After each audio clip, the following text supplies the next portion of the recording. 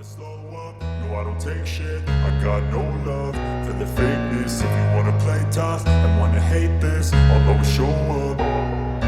I don't ever slow up, no I don't take shit. I got no love for the fakeness. If you wanna play tough and wanna hate this, I'll always show up and make a statement. I don't ever slow up, no I don't take shit. I got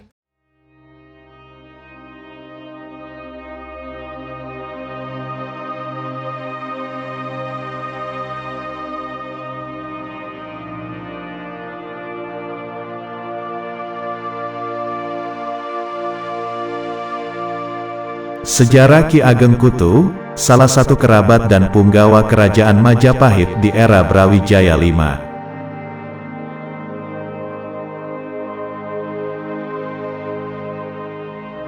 Ki Ageng Kutu adalah salah seorang tokoh yang ada dalam kisah berdirinya wilayah Ponorogo, yang berasal dari desa Kutu, kecamatan Jetis.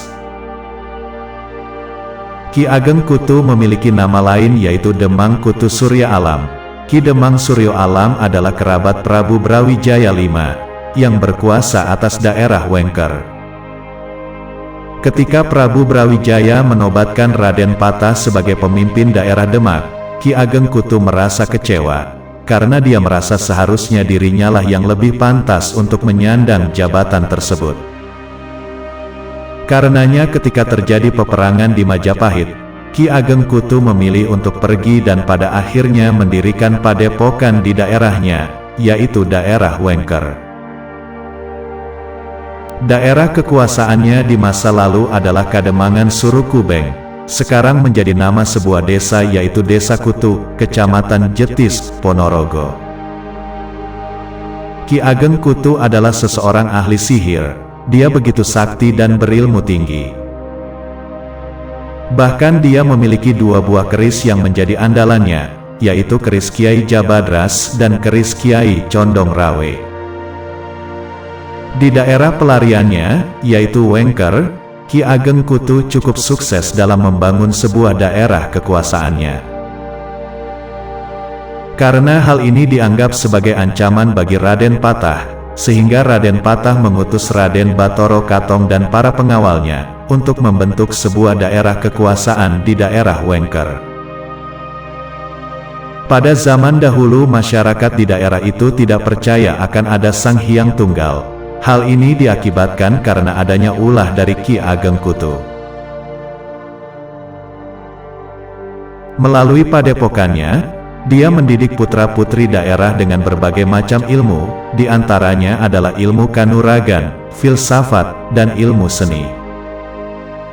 Salah satu sumber menyebutkan bahwa kesenian reog adalah ciptaan dari Ki Ageng Kutu. Awalnya kesenian ini dibuat sebagai bentuk kritikan kepada Prabu Brawijaya V, yang ditundukkan oleh rayuan seorang wanita. Karenanya kesenian yang diciptakannya melambangkan sebuah seni barongan, yang menampilkan sosok kepala harimau, sebagai simbol Raja Majapahit yang ditunggangi burung merak sebagai simbol Putri Campa. Ki Ageng Kutu memiliki 3 orang anak, yaitu Niken Gandini yang nantinya akan menjadi istri dari Raden Batoro Katong. Kedua anak lainnya adalah Suryolono dan Suryodoko, yang nantinya juga akan menjadi pengikut dari Raden Batoro Katong sepeninggal ayahnya. Suryolono menjadi pengawal pribadi Raden Batoro Katong, dan berganti nama menjadi Suromenggolo. Sedangkan Suryodoko menggantikan ayahnya, yaitu memimpin daerah Surukubeng, dan dikenal dengan nama Suro Andoko. Perseteruan Ki Ageng Kutu dengan Batoro Katong. Setiba di Wengker terjadi pertarungan antara Raden Batoro Katong dan Ki Ageng Kutu tidak terelakkan. Namun pertarungan tersebut berakhir imbang, karena keduanya memiliki kesaktian yang sebanding. Hingga pada akhirnya Raden Batoro Katong mencari taktik lain, ketika Ponorogo telah berdiri di bawah pimpinan Raden Batoro Katong, Ki Ageng Kutu dan para pimpinan desa merasa tidak senang. sehingga mereka melakukan perlawanan terhadap kekuasaan Raden Batara Katong, terlebih karena perbedaan keyakinan yang dibawa oleh Raden Batara Katong. Golongan ini melakukan banyak hal untuk menyulitkan pemerintahan dan penguasa yang ada. Bahkan tak jarang melakukan penyerangan dan pemberontakan terhadap pemerintah. Akhirnya dengan taktik yang dilakukan oleh Batara Katong melalui Nawang Sari yang menjadi mata-mata, Raden Batara Katong mendekati dan menikahi anak gadis Ki Ageng Kutu, yaitu Niken Gandini untuk bisa mengambil pusaka Ki Ageng Kutu. Ki Ageng Kutu mampu ditaklukkan berkat hilangnya pusaka yang dimiliki olehnya. Ki Ageng Kutu kalah dan menghilang pada Jumat Wage. Tempat menghilangnya Ki Ageng Kutu ini disebut Gunung Bacin, yang terletak di daerah Kecamatan Bungkal. Warga pun merasa marah kepada Raden Batara Katong karena dianggap telah membunuh Ki Ageng Kutu. Untuk meredam ini, Raden Katong mengaku kepada warga bahwa Ki Ageng Kutu mengalami moksa.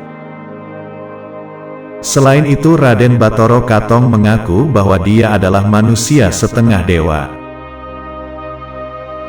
Dengan segala kerendahan hati, jika ada perbedaan versi mohon dimaafkan, baiknya ini dijadikan bahan rujukan sehingga kita bisa mengambil hikmah dari kisah ini. Semoga informasi ini bermanfaat untuk kita semua.